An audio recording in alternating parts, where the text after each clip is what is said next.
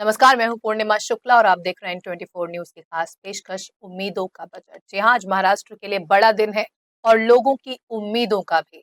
दरअसल वित्त मंत्री और डिप्टी सीएम अजीत पवार आज वित्त वर्ष 2025-26 का बजट पेश करने जा रहे हैं। आपको बता दें कि देवेंद्र फडणवीस के नेतृत्व वाली महायुति सरकार का ये पहला बजट है। दिलचस्प बात यह है कि आज ही फडणवीस सरकार के 100 दिन भी पूरे हो रहे हैं। ऐसे में बजट के साथ सरकार के 100 दिनों के कामकाज का हिसाब भी वित्त मंत्री देते नजर आएंगे।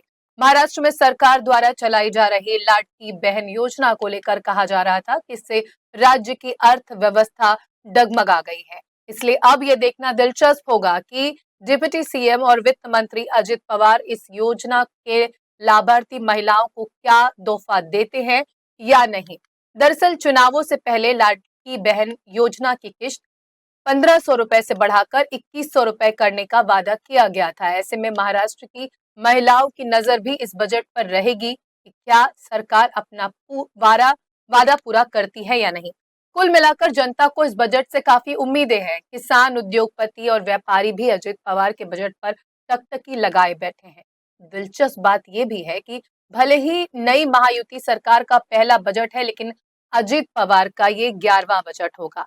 आज ही वित्त मंत्री शेषराव वानखेड़े के बाद सबसे ज्यादा बार बजट पेश करने वाले वित्त मंत्री अजित पवार बन जाएंगे। किसान, मजदूर, महिलाएं, दलित, आदिवासी, छात्र और युवा उनके बजट के केंद्र बिंदु रहे हैं।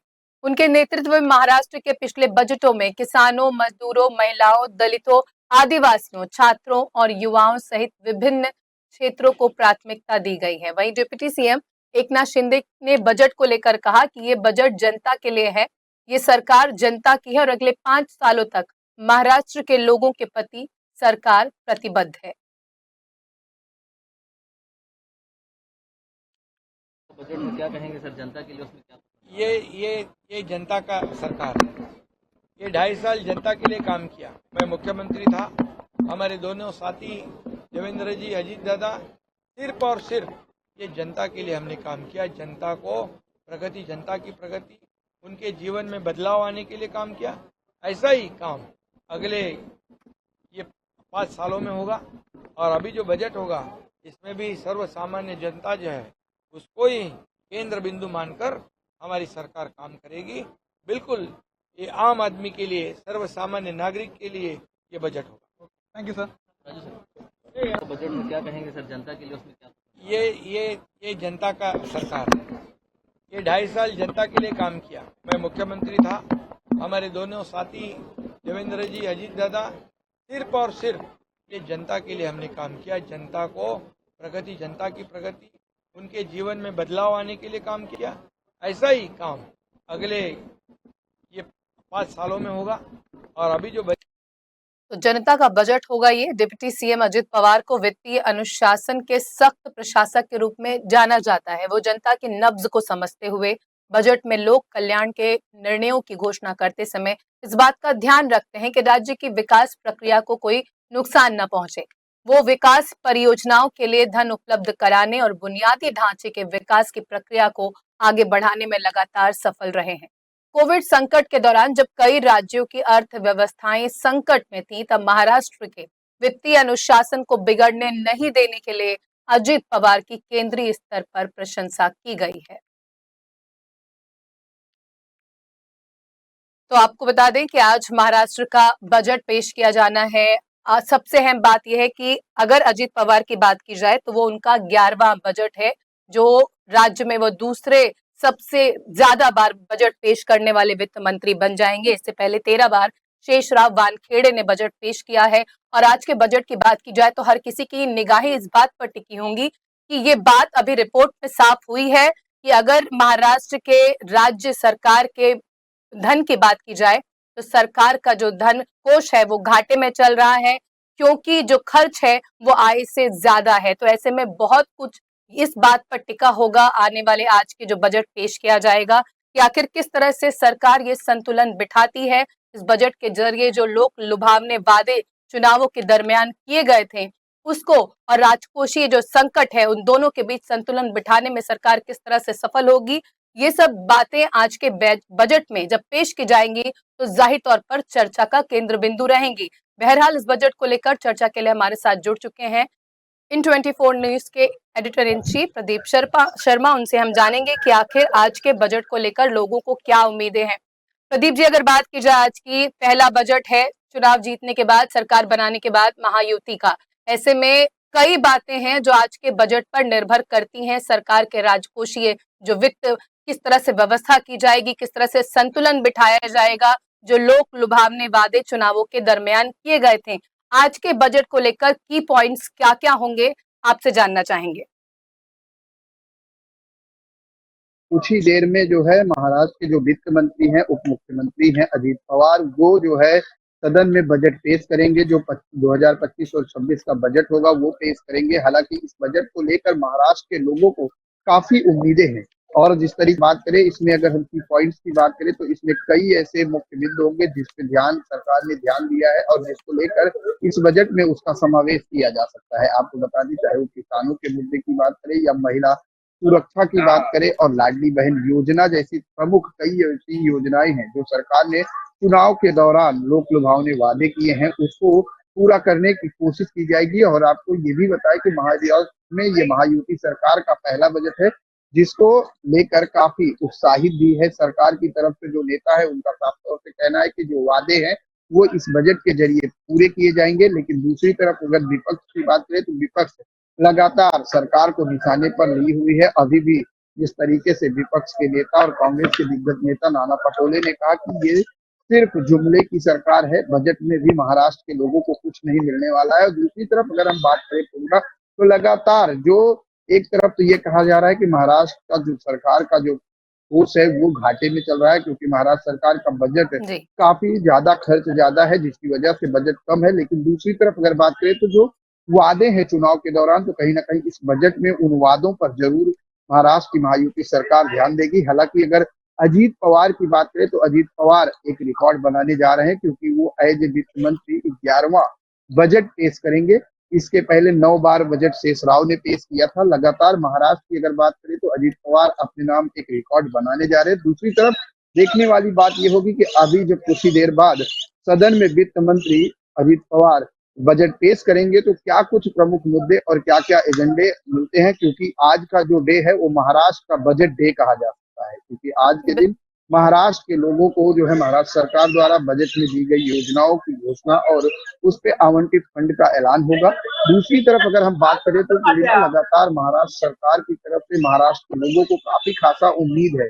अब देखने वाली बात यह होगी कि जब बजट का पिटारा वित्त मंत्री खोलेंगे तो उसमें महाराष्ट्र की जनता और महाराष्ट्र के किसानों, महिलाओं और युवाओं के लिए क्या कुछ निकल कर आता है। बिल्कुल, तो हर किसी की निगाहें टिकी हैं, चाहे युवा हो, किसान हो, छात्र हो, उद्योगपति हो। बहुत सारी जो उम्मीदें हैं वो बजट से जुड़ी हुई हैं, क्योंकि संकट बड़ा है। जिस तरह से कहा गया, सरकारी खजाना घाटे में है। ऐसे में क्या ये माना जाए, क्योंकि एक विशेष कला है अजीत जी में, अजीत पवार में, जिस तरह से उन्होंने कोविड के समय भी मैनेजमेंट किया, ऐसे में उनके अंदर कहा जाता है एक विशेष कला है फाइनेंस मैनेजमेंट की। ऐसे में उम्मीद काफी कुछ ये है कि जो कुछ चैलेंजेस हैं उनसे आगे बढ़कर जो लोगों की उम्मीदें हैं उस पर ये बजट खरा उतर पाएगा। हालांकि विपक्ष पूरी तरह से इसके उलट बातें कर रहा है। जी बिल्कुल, देखिए अगर हम बात करें अजीत पवार की, तो अजीत पवार महाराष्ट्र के 57 नेताओं में से एक हैं। उन्होंने अब कई सरकारों में जो सहभागिता की है और कई बार, जैसे मैंने पहले कहा कि 11वीं बार एज ए वित्त मंत्री अजीत पवार बजट पेश करेंगे। ऐसे में अगर हम बात करें तो महाराष्ट्र सरकार की के एक 57 नेता के तौर पर और महायुति में गठबंधन के तौर पर अजीत पवार ने हमेशा अहम भूमिका निभाई है। चाहे वो महाविकास अघाड़ी सरकार की बात करें या महायुति में शामिल तीनों दलों की बात करें, तो अब एक बार फिर से महाराष्ट्र के लोगों को कहीं ना कहीं अजीत पवार से और वित्त महाराष्ट्र सरकार से काफी उम्मीदें हैं और पूरी तरीके से मैनेज करने का जो काम है वो अजीत पवार करते हैं। अब देखने वाली बात ये होगी पूर्णिमा कि इस पर कयास लगाया जा सकता है, लेकिन जब सदन में बजट का पिटारा खुलेगा, अजीत पवार जब बजट पेश करेंगे तो उस दौरान पता चल पाएगा कि महाराष्ट्र के लोगों को इस बार बजट में क्या कुछ मिल रहा है। और युवाओं को, जैसे मैंने पहले कहा कि भले ही महाराष्ट्र सरकार का बजट घाटे में चल रहा है, लेकिन महाराष्ट्र की सबसे महत्वपूर्ण योजना लाडली बहन योजना को लेकर लगातार कयास लगाए जा रहे हैं। लगातार सरकार इस योजना को लेकर निशाने पर है, तो इस योजना को भी इस बजट में समावेश किया जा सकता है। साथ ही अगर बात करें महाराष्ट्र का सबसे प्रमुख एजेंडा जो है किसानों का है, किसान कर्ज माफी का है, उस पर भी सरकार इसमें अमली जामा पहना सकती है।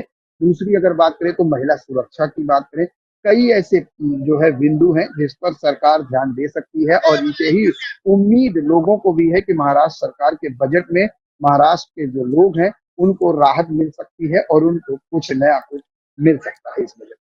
बिल्कुल प्रदीप जी, बजट के साथ साथ आज बजट पेश करने वाली है महायुति सरकार। वित्त मंत्री अजित पवार जब बजट पेश करेंगे, लेकिन इसके साथ साथ एक अहम बात यह भी कि आज सरकार के 100 दिन भी पूरे हो गए हैं, तो कामकाज का लेखा जोखा भी महायुति सरकार का पेश किया जाएगा सदन में।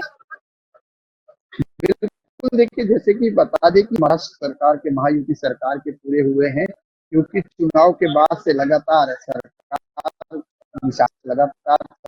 सरकार पर हमला में आज 100 दिन, क्योंकि लगातार बीजेपी की बात करें या बात करें महायुति में शामिल अलियंस की अजीत पवार गुट, शिंदे गुट, तीनों दलों द्वारा जो है महायुति की जो गठबंधन की सरकार है उनमें सभी को एक कार्य सौंपा गया था कि आप अपने अपने लोकसभा क्षेत्र विधानसभा क्षेत्र में जाएं और जो लोगों की समस्याएं हैं उसका निवारण करें और उस पर जो है चर्चा करें, जिसके लिए लगातार जनसभाएं और जनसंवाद का आयोजन किया गया था। आज बजट सत्र के दौरान इस तरह की कार्यशैली को लेकर क्या कुछ लेखा जोखा है 90 दिनों का, वो भी सदन में पेश किया जा सकता है। मुख्यमंत्री देवेंद्र फडणवीस सभी नेताओं सभी मंत्रियों से इस पर चर्चा विमर्श कर चुके हैं, और देखने वाली बात यह होगी कि आज जब सदन की कार्यवाही अभी कुछ देर में शुरू हो जाएगी और जब बजट बताया जा रहा है कि कुछ क्षणों में अजित पवार पेश करेंगे, तो इन तमाम चीजों का खुलासा होगा कि महाराष्ट्र की सरकार की जो कार्यशैली है, जो लेखा जोखा है 100 दिनों का, वो पेश होगा, और साथ ही महाराष्ट्र के लोगों को बजट में क्या कुछ मिलेगा। बिल्कुल, बजट में क्या तोहफा मिलता है महाराष्ट्र के लोगों का, हर किसी की निगाहें बजट पर हैं, क्योंकि कई सारे ऐसे वादे दावे किए गए थे चुनावों के वक्त, जिनको लेकर सरकार को पूरी तरह से निशाने पर लिए हुए है विपक्ष का ये कहना है कि वादे भले किए गए हैं, लेकिन उनको पूरा करना सरकार के उनके हिसाब से पूरा करना सरकार के वश में नहीं है। चैलेंजेस बहुत ज्यादा हैं। ऐसे में बजट के जरिए सरकार किस तरह से वादे पूरी करते हैं और साथ ही साथ जो लोगों की उम्मीदें हैं उस पर किस तरह से सरकार खरी उतरती है, ये कुछ देर में साफ हो जाएगा। कितने वक्त लगभग वक्त तय किया गया है जब बजट सदन में पेश होना शुरू हो जाएगा? देखिए पूर्णिमा, आपको बता दें कि महाराष्ट्र के वित्त मंत्री अजीत पवार जो सूत्रों से अब तक खबर निकल कर आई है, करीब 1 बजे के आसपास सदन में जो है बजट पेश कर सकते हैं। अभी कुछ ही देर में जो है वो विधान भवन पहुंचेंगे, जिसके बाद वो सदन में चर्चा के बाद बजट पेश करना शुरू करेंगे। करीब 1 बजे के आसपास बजट प्रस्तावित सदन में किया जा सकता है। बिल्कुल, तो 1 बजे के आसपास बजट पेश किया जा सकता है, संभावित वक्त है 1 बजे का। प्रदीप जी, यहाँ पर अगर बात की जाए उम्मीदें और वादों के बीच जो सबसे बड़ी बात है, चुनौती है, वो विपक्ष का हमला। विपक्ष लगातार हमलावर हुए रुख अपनाए हुए हैं सरकार के तमाम वादों को लेकर। सबसे अहम जो सबसे मेन पॉइंट है, जो सबसे पहले पायदान पर आता है, वो है लाडकी बहन योजना, क्योंकि जिस तरह से महिलाओं के वोट सरकार को मिले हैं, उसके बाद सरकार की पूरी जिम्मेदारी यहाँ बनती है कि जो वादे लाडकी बहन योजना के जरिए किए गए थे वो महिलाओं तक लाभ पहुंचाया जाए। ऐसे में विपक्ष किस तरह से हमलावर रुख इस पूरे मामले पर अपनाए हुए हैं, वो आपसे जानना चाहेंगे।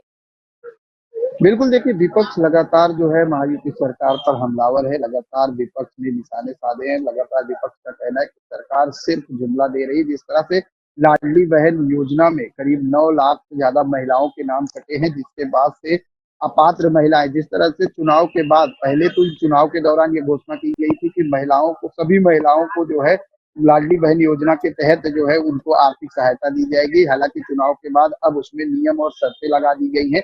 उस नियम और शर्तों को लेकर लगातार विपक्ष महायुति सरकार पर हमलावर है। उनका साफ तौर से कहना है कि सरकार सिर्फ और सिर्फ जुमला दे रही है। सरकार महिलाओं के साथ जो वादा किया गया है वो पूरा नहीं करेगी। लेकिन दूसरी तरफ यह है कि महाराष्ट्र के मुख्यमंत्री महाराष्ट्र के मुख्यमंत्री देवेंद्र फडणवीस ने साफ तौर से कहा है कि जो भी योजनाएं हैं वो बंद नहीं की जाएंगी। लाडली बहन योजना के तहत महिलाओं को हर महीने जो आर्थिक सहायता है वो दी जाएगी। तो दूसरी तरफ विपक्ष लगातार ये कह रहा है कि सरकार सिर्फ और सिर्फ चुनावी वादों को पूरा नहीं कर सकती है पूरी तरह से सरकार। अगर बात करें तो महाराष्ट्र में कानून व्यवस्था को लेकर भी सवाल खड़े किए गए हैं, दूसरी तरफ महिला सुरक्षा को लेकर सवाल खड़े किए गए हैं पूर्णिमा। और लगातार सरकार जो है विपक्ष के निशाने पर है। जब से बजट सेशन शुरू हुआ है 3 तारीख से लेकर आज तक लगातार विपक्ष जो है विरोध प्रदर्शन और नारेबाजी करता नजर आया है। और आज जब बजट पेश होगा तो देखने वाली बात ये होगी कि उस पर विपक्ष की क्या कुछ प्रतिक्रियाएं आती हैं और क्या कुछ बिंदु जो है अजीत पवार जो वित्त मंत्री है वो कुछ सदन में रखते हैं। महिला सुरक्षा जिस तरह से आपने जिक्र किया है प्रदीप जी, महिला सुरक्षा जाहिर तौर पर एक अहम मुद्दा है। जिस तरह से अभी हमने बस कांड देखा था और किस तरह से भयावह स्थिति थी, उसके बाद भी कई मामले के बाद एक सामने आए हैं। उसके पहले भी हम लगातार देख रहे हैं कि महिलाएं घर में हो या बाहर हो, लगातार उनके अंदर जो असुरक्षा की तस्वीरें हैं जो उभर कर सामने आई हैं, वो समाज का एक भयावह चेहरा सामने रखती हैं। ऐसे में सरकार पर भी एक बड़ी जिम्मेदारी है कि इस मुद्दे को किस तरह से बजट के जरिए छुआ जाए, जिससे महिलाओं को सुरक्षा मुहैया कराई जा सके। तो सुरक्षा को लेकर क्या कुछ अमेंडमेंट्स हो सकते हैं या कुछ कुछ बड़े दावे किए जा सकते हैं, वादे किए जा सकते हैं बजट के दरमियान भी? बता दें कि महिला सुरक्षा को लेकर महाराष्ट्र में सबसे बड़ी चुनौती है महायुति सरकार के लिए, क्योंकि जिस तरह से पिछले कुछ दिनों में महाराष्ट्र में महिलाओं के साथ, बच्चियों के साथ अत्याचार के मामले आए हैं, महिला सुरक्षा को लेकर सवाल खड़े किए गए हैं, चाहे वो पूना की बात करें या बात करें कल्याण, उल्लासनगर, तमाम ऐसे मामले हैं जिसको लेकर लगातार महाराष्ट्र की महायुति सरकार विपक्ष के निशाने पर रही है। दूसरी चीज, महिला सुरक्षा को लेकर लगातार जो मुख्यमंत्री हैं देवेंद्र फडणवीस वो तत्पर दिखाई दिए हैं। उन्होंने साफ तौर पर कहा कि महाराष्ट्र में कड़े शासन और कड़े सख्त कानून लगाए जाएंगे ताकि महिला सुरक्षा और महिलाएं सुरक्षित अपने आप को महसूस कर सके।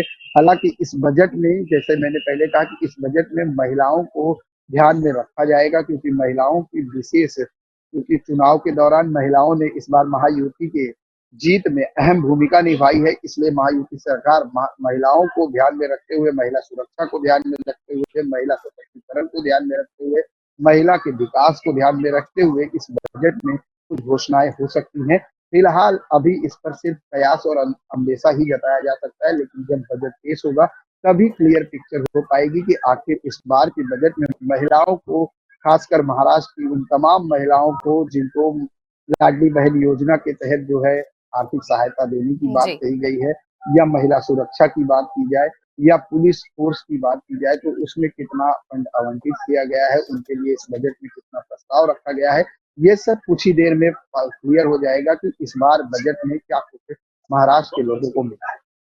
बिल्कुल, अजीत दादा के पिटारे में क्या कुछ छुपा है वो कुछ देर में साफ हो जाएगा। 1 बजे का अनुमानित वक्त है जब सदन में बजट पेश किया जाएगा। आपको बता दें कि आज महायुति सरकार का बजट, पहला बजट पेश किया जाना है और तमाम तरह के जो कयास हैं वो लगाए जा रहे हैं कि इस पूरे बजट के दौरान तमाम जो क्षेत्र हैं, तमाम सेक्टर्स हैं, उनके साथ साथ महिलाओं को वरीयता दी जाएगी, चाहे वो महिला सुरक्षा का मामला हो या लाडली बहन योजना हो।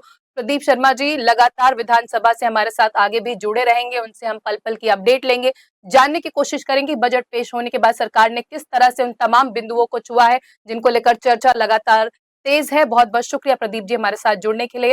वापस आपके पास लौटेंगे और जानने की कोशिश करेंगे बजट पेश होने के बाद की सरकार का नजरिया क्या रहा है, किन कुछ बातों को देखकर सरकार की तरफ से ये पूरा बजट अजीत पवार ने तैयार किया है, जो वित्त मंत्री हैं, महाराष्ट्र सरकार में डिप्टी सीएम भी हैं। तो कुल मिलाकर इस बजट से सारे राज्य की जनता को काफी उम्मीदें हैं, खासकर किसान, मजदूर, महिलाएं, दलित, आदिवासी, छात्र और युवा जो लगातार नजरें टिकाए हुए हैं, आस लगाए बैठे हैं कि आखिर राज्य के वित्त मंत्री अजित पवार उनके लिए क्या ऐलान करते हैं। आपको बता दें कि अंतर्राष्ट्रीय महिला दिवस 8 मार्च को 2021 के बजट की घोषणा करते हुए उन्होंने इसे राज्य की महिला शक्ति को समर्पित किया था। वहीं 2022 का बजट स्वराज्य के रक्षक छत्रपति संभाजी महाराज के स्मृति दिवस 11 मार्च को पेश किया गया। वो छत्रपति संभाजी महाराज की वीरता, बलिदान, समर्पण और स्वराज्य के प्रति निष्ठा के प्रति समर्पित था। उन्होंने कृषि, उद्योग, संचार, स्वास्थ्य और मानव संसाधन विकास के 5 स्तंभों पर आधारित बजट भी पेश किया है। पिछले साल का चुनाव पूर्व बजट एक व्यापक क्रांतिकारी बजट था। उस बजट में जनहितैषी लोकप्रिय निर्णयों ने महायुति सरकार को फिर से सत्ता में लाने में महत्वपूर्ण भूमिका निभाई।